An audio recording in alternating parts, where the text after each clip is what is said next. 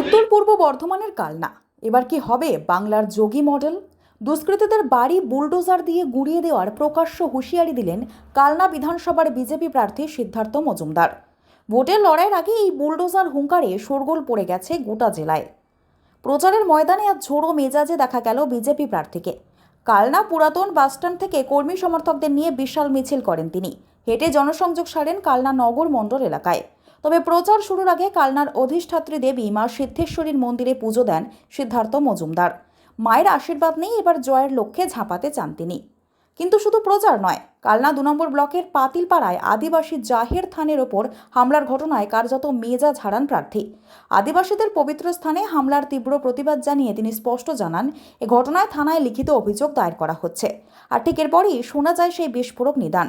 সিদ্ধার্থ মজুমদার হুঁশিয়ারি দিয়ে বলেন, তিনি যদি জয়ী হয়ে আসেন তবে এই ধরনের অত্যাচার আর বরদাস্ত করা হবে না। পুলিশের আগে তিনি নিজেই দুষ্কৃতীদের বাড়ি বুলডোজার দিয়ে গুঁড়িয়ে দেবেন। বাংলায় কি তবে এবার সরাসরি বুলডোজার রাজনীতি আমদানি করতে চাইছে পদ্ম শিবির? প্রার্থীর এই মন্তব্যে যেমন আদিবাসী মহল আশ্বস্ত, তেমনই সমালোচনায় সরব বিরোধীরা। ভোটের যুদ্ধের ময়দানে কালনার এই বুলডোজার হুঁশিয়ারি শেষ পর্যন্ত কোন দিকে মোড় নেয় এখন সেটাই দেখার। কর্মসূচি না, এটা আমাদের হিন্দুদের শাস্ত্রে লেখা। সকালে উঠে ভগবানকে প্রণাম করে আমি এখানে এসেছি মায়ের আশীর্বাদ নিতে, যাতে যেই যুদ্ধে আমি নেমেছি জনগণের পক্ষে, যেন সেই যুদ্ধে আমি লাভ করতে পারি। কালনার বাসিন্দারা যেন সুখে থাকতে পারে, ভালোভাবে যেন তারা জীবনযাপন করতে পারে। মায়ের আশীর্বাদ ছাড়া কিচ্ছু হবে না। এই যে আপনার বিভিন্ন জায়গায় যে শোনা যাচ্ছে কালনা মহকুমায় যে মানে আদিবাসীদের ওপর হামলা বা এইসব বিষয়ে, আপনারা কি এই বিষয়ে নিয়ে কোনো সোচ্চার প্রতিবাদ কিছু থাকবে? আপনার কর্মসূচি করবো, আমরা থানায় একটা লিখিত জানাবো।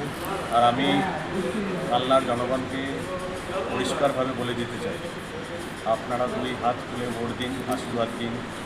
জিতে আসার পরে যদি কোনো এরকম ঘটনা ঘটে, আমি স্পষ্টভাবে বলে দিয়ে যাই, বুলডোজার দিয়ে যারা এরকম কাজ করে তাদের ঘর আমি কুড়িয়ে দেবো। পুলিশ কী করবে না করবে সে পরের কথা, সবার আগে আমি পদক্ষেপ নেব।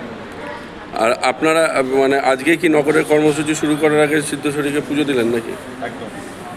আর এর পরবর্তীকালে কি আছে আপনার আজকে? আমার আরও কয়েকটা জায়গায় কর্মসূচি আছে। তারপর আমাদের নির্বাচনী কার্যালয়টা আমাদের কালকে হয়তো ওটার ওপেনিং হবে, সেটা নিয়ে একটু পরিকল্পনা করতে হবে। ঠিক।